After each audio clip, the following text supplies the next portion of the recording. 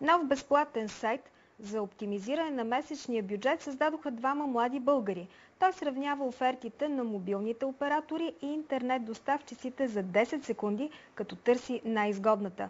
Подробности за този проект в полза на потребителите от Вилхема Дурева.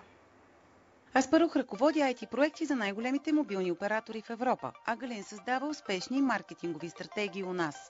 Идеята за сайта се ражда покрай трудното сравняване и търсене на най-изгодните планове на услуги от мобилни или интернет доставчици. Първата търсачка в България за разговори, телевизия, интернет и устройства. Създадохме лесна и бърза търсачка, която обещаваме да стане все по-умна.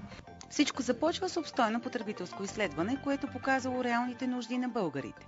За да бъде използването на сайта лесно, създателите са заложили на изчистен дизайн, ясна навигация и оптимизирани резултати. Зад фасадата стоят за сега 1400 оферти, които потребителите абсолютно безплатно могат да сравняват в търсене на най-изгодната услуга. Потребителите имат възможност лесно и бързо да сравнят офертите на интернет доставчиците и на мобилните оператори, което до този момент се случваше много трудно и бавно. Трябваше да мислим повече от това, което всъщност можем да направим, за да станем най-добри в сектора. Комисията за регулиране на съобщенията е твърдо за активно информирано потребителско поведение. На мнение са, че българското общество трябва да е наясно със своето потребление и своята нужда.